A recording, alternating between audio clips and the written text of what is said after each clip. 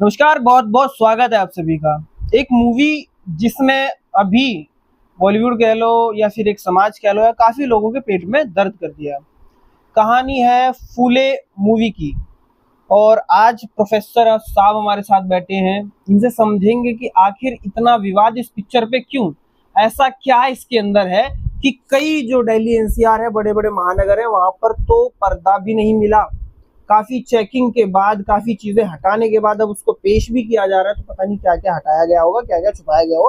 तो आखिर ये फूले मूवी क्या है, क्या कैरेक्टर है, सारी चीजें समझने की कोशिश करते हैं। स्वागत सर पहले आपका। जी नमस्कार। ये फूले मूवी के पीछे जो किरदार है, मैसेज है, क्या है, क्या चीजें आपने देखी, क्या समझना चाहिए देश को? 3000 साल पहले से हाँ, हमारे देश में मनवादी व्यवस्था चल रही थी। हाँ, मनवादी व्यवस्था क्या थी, मोटे मोटे तौर पे आपको बता दूं कि दलित को पढ़ने का अधिकार नहीं था, कुर्सी पे बैठने का अधिकार नहीं था। दलित का मतलब भी थोड़ा सा मैं स्पेसिफाई कर दूं, दलित मतलब शूद्र, और शूद्र में आते हैं पिछड़े, दलित, अल्पसंख्यक सभी।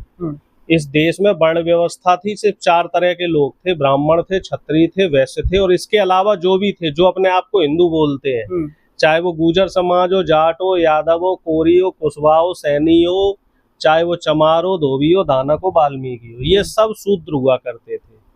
तो जो शूद्र हैं, इनको पढ़ने का अधिकार नहीं था, कुर्सी बैठने का अधिकार नहीं था।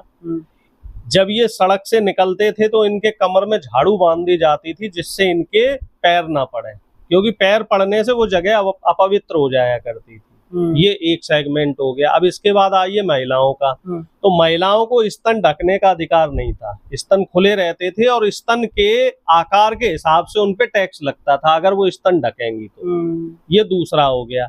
अब इसके अलावा अगर किसी शूद्र महिला की शादी हो जाए, विवाह हो जाए, तो वो 3 दिन ब्राह्मण के यहाँ रहती थी शुद्धिकरण के लिए।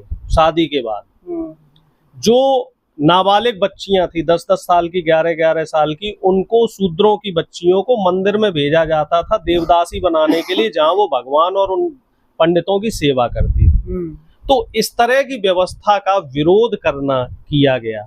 1900 ईस्वी में विरोध किया गया। फूले समाज, जो फूले साहब थे, ज्योतिबा फूले और उनकी धर्मपत्नी सावित्रीबाई फुले, दोनों लोग माली समाज के थे, पिछड़े समाज के थे, और उन्होंने मुहिम चलाई कि शूद्रों के बच्चे पढ़ेंगे और खास तौर से महिलाएं पढ़ेंगी, क्योंकि जब तक आदि आबादी नहीं पढ़ेगी, महिला जब पढ़ जाती है तो उससे 3 पीढ़ियां पढ़ती हैं। एक तो उसका परिवार, एक जिस परिवार में वो जानते हैं, दूसरा, और तीसरा उनके बच्चे, आगे आने वाली पीढ़ी। तो जब उनको क्या हुआ कि जब उन्होंने पढ़ने के लिए इस तरह की व्यवस्था शुरू करी, स्कूल वगैरह शुरू किया, तो जो ये मनवादी व्यवस्था के लोग थे, आरएसएस वाली विचारधारा के लोग थे, इन लोगों को पेट में दर्द होना शुरू हुआ। दर्द होने के बाद इन्होंने उसका विरोध किया, बोले जी नहीं पढ़ेंगे, ये अंग्रेजों वाली व्यवस्था आ जाएगी, इससे शूद्रों की महिलाएं चरित्रहीन हो जाएंगी। महिलाएं तो, ब्राह्मणों की भी पढ़ने का अधिकार नहीं था, उनको भी पढ़ने लिखने का अधिकार नहीं था। तो फिर सावित्रीबाई फुले और फातिमा शेख, जिनको पहला महिला शिक्षिका मानते हैं, इन लोगों ने तमाम संघर्ष के बाद पढ़ाई का जो सिस्टम है वो बनाया। बहुत लंबा संघर्ष चला, लगभग 30-35-40 साल लंबा संघर्ष चला। उसके बाद इनकी जो ये मुहिम थी वो आगे बढ़ी, और इस मुहिम का ही परिणाम हम लोग देख रहे हैं कि देश जब आजाद हुआ, संविधान लगा, तो अब हम लोग किस तरीके की व्यवस्था में रह रहे हैं, उसका जो बीज अंकुरित करने वाले थे फुले साहब थे। तो अब यहाँ दर्द क्या हो रहा है उसी मनवादी व्यवस्था के लोगों को, कि उन जो युवा पीढ़ी है उसको पता लग जाएगा, अच्छा ब्राह्मण जी लोग ये करते थे। तो इस वजह से सेंसर बोर्ड में तमाम दृश्यों को हटाया गया, तमाम डायलॉग्स को काटा गया, और जो ब्राह्मणवादी सिनेमा हॉल वाले हैं, इन्होंने स्क्रीन्स नहीं दी। आप व्यवस्था देखिए, साउथ में एक फिल्म जय भीम जो मनवादी व्यवस्था पे बनी थी, वो रिलीज होती है, धड़ल्ले से वहां उसको स्क्रीन मिलते हैं। लेकिन हमारे यहाँ फुले नाम की एक फिल्म है, जो हमारे महापुरुष थे, वो फिल्म रिलीज होती है, लेकिन उसे स्क्रीन नहीं मिलते।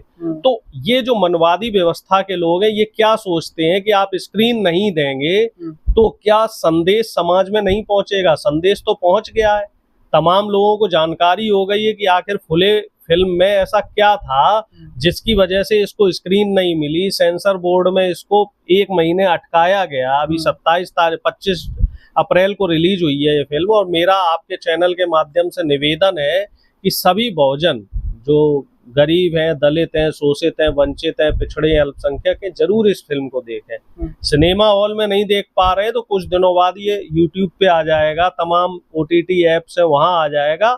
उस फिल्म को देखें, अपने बच्चों को भी दिखाएं, जिससे कम से कम हमें ये तो पता लगेगा कि संविधान लागू होने से पहले हम कैसे रहते थे, कमर में झाड़ू बांध के रहते थे। आज हम जो लोग ये सोफा पे बैठे हैं, हम लोग जमीन पे बैठा करते थे संविधान लगने से पहले। ये फुले साहब का संघर्ष है। हम लोग जो ये इतने अच्छे अच्छे कपड़े पहन रहे हैं, वो कपड़े पहनने का हमें अधिकार नहीं था। हमारे बच्चों को स्कूल जाने का अधिकार नहीं था, नौकरी करने का अधिकार नहीं था। हम लोग बंधुआ मजदूर थे और गुलाम थे इन मनवादियों के। तो ये जो इतना लंबा संघर्ष रहा है और हमारे महापुरुषों ने संघर्ष किया है, तो हमें उनको नमन करना चाहिए, वंदन करना चाहिए, और उस संघर्ष का हमें रोज सुबह शाम उठकर शुक्रिया अदा करना चाहिए। आखिर ये बताइए फुले साहब को क्या पड़ी थी? लेकिन इस मूवी से आपको नहीं लगता कि चलो पहले की जो बातें जो थी, अब तो सभी लोग मतलब आपस में भाईचारे से रहते हैं, फिर समाज में फिर घृणा होगी, ऐसा नहीं लगता? देखिए, जिसने समाज में घृणा फैलाई उसको इस बात को सोचना चाहिए। हम तो उस बात के शिकार रहे हैं, और हमारी आने वाली पीढ़ी उस चीज की शिकार ना हो, इसके लिए हमें अपने युवाओं को चेताना चाहिए कि हम हिंदू नहीं है, पहले हिंदू बाद में है। पहले हम क्या है? पहले दलित है, पिछड़े हैं, और पहले हम क्या है? यादव है, ब्राह्मण है, क्षत्रिय है। क्योंकि हमारे तो ये सब चीजें खत्म हो जानी चाहिए। क्या बात कर रहे हो आप? अभी अगर पंडित जी शादी करेंगे अपने बच्चों की, तो वो उसमें भी देखेंगे कितने विषय के ब्राह्मण हो, कानकुब्ज ब्राह्मण हो, भारद्वाज ब्राह्मण हो, कौन से ब्राह्मण हो। और आप कह रहे हैं जाति व्यवस्था खत्म हो गई है? खत्म नहीं है, ओनर किलिंग होती है। दिल्ली NCR के क्षेत्र में चले जाओ, रूरल एरिया में चले जाओ, अगर आप दूसरी जाति में शादी कर रहे हैं, आज भी खबरें आती हैं, डेली अखबार में खबरें मिलेंगी कि अलग जाति में शादी हो गई तो ओनर किलिंग हो गई। भाई, लड़की वालों ने लड़की को मार दिया, लड़के को मार दिया। और धर्म का तो छोड़ ही दो, अलग धर्म में शादी करोगे तो साहब वो लव जिहाद हो जाता है। उस पे तो हमारे मुख्यमंत्री जी कानून भी बना रहे हैं। तो अभी भी हमारे समाज में जाति व्यवस्था है, जाति वैमनस्यता है, और जिसके पैर न फटी बिमाई, वो क्या जाने पीर पर आए। जिसका शोषण हुआ है, जिसके चोट लगी है, दर्द उसी को होगा। अब ये मनवादी विचारधारा के लोग हैं, मेरे भी कई मित्र हैं ब्राह्मण, वो हमसे ये कहते हैं, यादव जी हमने थोड़ा ही किया है, हमारे तो पूर्वजों ने किया है, तो हम पे ठीकरा क्यों फोड़ते? अरे भैया, आपके पूर्वजों ने किया है ना, तो पहले उस चीज को मानो तो कि हाँ हमारे पूर्वजों ने गलती की है, हम उस गलती को सुधारते हैं। आप ये बात कह के पल्ला नहीं झाड़ सकते कि हमारे पूर्वजों ने गलत किया है, हमने नहीं किया। आप उस गलती को सुधारो ना। और आप कोई एहसान नहीं कर रहे हो कि बराबर में हमें बैठा दिया है आपने। कई लोग कहते हैं ना, हम तो जातिवाद नहीं मानते, हमारे तो बराबर में सब लोग बैठते हैं, हमारे यहाँ तो दलित भी आके बैठ जाता है, हमारे यहाँ तो पिछड़ा भी आके बैठ जाता है। तो आप उससे अंदाजा लगाओ कि ये उनके अंदर का दर्द बोल रहा है। वो बैठाना नहीं चाहते, लेकिन मजबूरी बैठा रही है। और मजबूरी कौन सी है? संविधान की मजबूरी। जो बाबा साहब भीमराव अंबेडकर ने देश में संविधान लगाया है, उस संविधान की मजबूरी है कि किसी भी व्यक्ति को आप जाति के नाम पर, धर्म के नाम पर, संप्रदाय के नाम पर, रंग भेद के नाम पर और गरीब अमीर के नाम पर, उसके साथ आप भेदभाव कर नहीं सकते। अगर भेदभाव करेंगे तो वो एक कानूनी अपराध है। तो ये मजबूरी है इन लोगों की। एक तरफ कश्मीर फाइल बनती है, न जाने क्या क्या है, वहाँ बताया जा रहा है कि हम पे ये हुआ, हम पे वो हुआ, हम पे वो हुआ। आप कह रहे हो कि दलित पिछड़े, इनको भी मतलब जागने की जरूरत है, इन पर भी मूवी बनने लगी। तो ये देश का विकास कहाँ होगा, कहाँ साइंस जाएगा? बहुत अच्छा मुद्दा छेड़ा। Kashmir files, Kerala story, Sabarmati file जैसी फिल्मों का प्रीमियर होता है और पूरा बीजेपी चला जाता है। बीजेपी का पूरा मंत्रिमंडल जाता है, प्रधानमंत्री, मुख्यमंत्री, तमाम गृह मंत्री, सब लोग जाते हैं, आंसू भी बहाते हैं, कहते हैं कि साहब फिल्में समाज का आईना होता है और ऐसे ऐसे अत्याचार हुआ था। अब फुले मूवी जब रिलीज हुई तो प्रधानमंत्री कहाँ चले गए? प्रधानमंत्री भी तो पिछड़े समाज से आते हैं और फुले जी भी पिछड़े समाज से आते हैं। वो इस फिल्म की स्क्रीनिंग में क्यों नहीं गए? मोटा भाई हमारे गृह मंत्री क्यों नहीं गए? वो भी तो हिंदू बोलते हैं ना, हिंदू हृदय सम्राट हैं, योगी आदित्यनाथ जी क्यों नहीं गए? जो शिक्षा पे बनी हुई फिल्म है और जो वाकई हुआ है, जिसके पर्याप्त साक्ष्य हैं कि मनुवाद देश में था, मनु संहिता देश में चलता था, मनु स्मृति देश में लगती थी और दलितों को यानी कि शूद्रों को वोट डालने का भी अधिकार नहीं था। ये तो भला हो अंग्रेजों का, इन्होंने वोट डालने का अधिकार दिया हमें, भला हो अंग्रेजों का जिन्होंने पढ़ने का अधिकार दिया बाद में, और संविधान ने तो बाकी चीजें सारी बराबर करी थी। तो सबसे बड़ा सवाल यहाँ पे ये आता है कि प्रधानमंत्री मोदी कश्मीर फाइल्स देखने जाते हैं तो फुले फिल्म देखने क्यों नहीं जाते? फुले फिल्म को टैक्स फ्री क्यों नहीं किया जा रहा? फुले फिल्म को सभी स्क्रीनों पे रिलीज क्यों नहीं किया जा रहा? और फुले फिल्म के जो डायलॉग्स है उनमें कटौती क्यों की जा रही है? इसमें मैं सीधा आरोप प्रधानमंत्री पे लगा रहा हूं कि प्रधानमंत्री भी इस साजिश में शामिल है।